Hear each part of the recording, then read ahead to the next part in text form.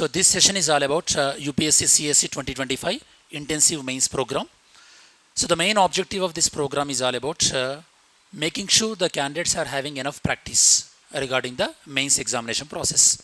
And this particular program includes already, as the information is here, around 36 sectional tests will be there, and 4 essay, 4 full length, and 2 simulators, like just before you go to the exam, simulating the similar kind of conditions. Those kind of exams you are going to have. And out of these 36 sectional tests, now I am going to discuss about GS paper 2. Okay, you all know that in GS paper 2, we are going to conduct around 4 questions based on Indian polity, 3 on international relations, 2 on social justice, and 1 on governance. So today's one is about the first paper number 1. So that is about Indian polity. Okay. Now regarding today's question paper, so there are 10 questions, and out of these 10 questions, a few questions are the 15 markers and few questions are 10 markers. Okay, I'll read out the question. The number may vary in your question paper, okay, but anyhow you can check which question I am referring to.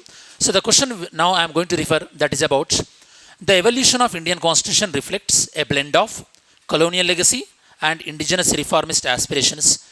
Discuss how the Government of India Acts between 1858 to 1935 laid the foundational framework of the Indian Constitution. First, when you see this question, obviously there are some, keywords are there. Number 1, first you have to understand blend. Okay, this question is demanding, that is, your answer must include blend. What is a blend? Blend of colonial legacy and indigenous reformist aspiration. That means your answer should contain both this colonial legacy as well as indigenous reformist aspirations. Then, how the Government of India Act 1858 to 1935, they laid the foundation framework to Indian Constitution. That means your body of the answer should include some of the important features from 1858 till Government of India Act 1935, and how those features now we are continuing. That should be your body of the answer. Now, regarding the introduction. So, introduction, of course, the model answer will be given at the end of the day, and your evaluated copy will be given before the tomorrow's explanation session. So the answer should be, in introduction, you can do the brainstorming, or else you can go with this kind of introduction that, so our constitution was not drafted in isolation. Just you can listen, the model answer will be given to you. Just listen orally. First thing you have to include that our Indian constitution was not drafted in isolation. That means it was not drafted in a single day, not drafted in 1 year or 2 years. It is an evolution process. That is what you have to include in your introduction 1. That means it is not drafted in isolation, and it was shaped both by colonial rule as well as our national movement aspiration. This is also should be in your introduction, because the question is demanding the blend, mixing of colonial legacy and indigenous reformist movement. Then you can write down that some kind of administrative structures and parliament, these kind of things, they established in colonial time, and we are continuing with those structures, and they laid a groundwork for our democratic republic country. This should be your answer, introduction. Okay. So what I am trying to explain here is, when you are attempting any question, it may be your optional. Okay. With respect to PSIR, I do PSIR, and apart from that in your GS also, first you have to identify keywords. What are the keywords in your question?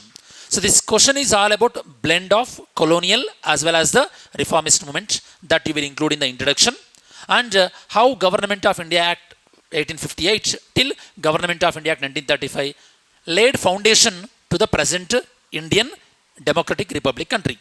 Now the body of the question should include some of the important features of Government of India Act 1858 still relevant today. Best example, that is about the post of Viceroy. The post of Viceroy was created through Government of India Act 1858. It is still relevant because the present day President of India, we are continuing, more or less Viceroy we can equivalent with the President of India in the modern day. So you can write down that. And regarding the Government of India Act 1858, you can include one more sentence, that is, it ended the colonial rule and British Parliament started making laws directly to India. That is regarding the Government of India Act 1858.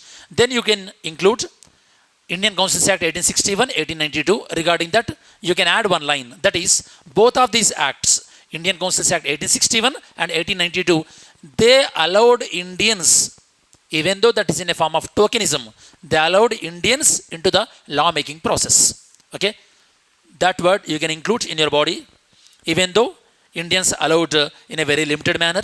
Then you can include Parliamentary Reforms 1909. That was the one first introduced, like elections based on the, like separate electorate to, like Muslims. That is a communal. Okay, so it institutionalized the communal representation. That means it started the communal representation, and even it further allowed Indians into the lawmaking bodies. That is 1909. In 1919, Montague-Chelmsford reforms. There you can introduce that. There you can write down this Montague-Chelmsford reforms 1919. It introduced a diarchy for the first time. It laid foundation for the division of powers between the center and state. That you can add, and even it introduced bicameral legislature as well at union level. Okay, at union level, you know that in next 1935 Act, bicameralism was introduced in the state level. Then you can take the SIR reading of Government of India Act 1935. There you can write down whatever the autonomy enjoyed by state nowadays, it was given in Government of India Act 1935 in the form of provincial autonomy.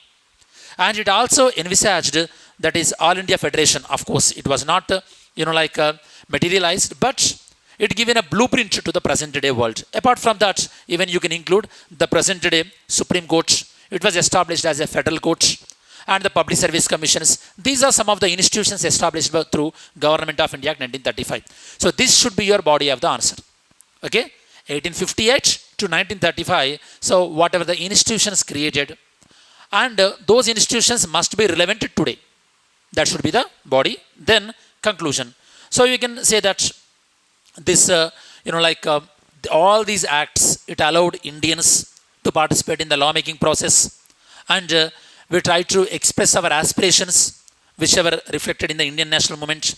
And if you would like to go out of the box, even you can include people like B.R. Ambedkar, who described Government of India Act 1935 as one of the cornerstone. Okay, cornerstone, which served both as a skeleton as well as a structure to the future government of India. So this should be your question number 1 and model answer. Are we clear about the model answer? If you still have any doubts, feel free to get back to me, guys. Okay. So far, our observation should be number 1, keyword identification. Second, demand of the question you have to understand, and whatever the question is demanding, that should be reflected in your introduction. Then body, that is a core structure, and finally conclusion. Try to end with a positive note. With respect to polity, especially try to quote based on the question any Constant Assembly debate observations, or else any observation from the political scholars, Granville Aston, those kind of people, or you can quote any, like any Western or Indian philosopher which is relevant to the answer. So this is about the question number 1.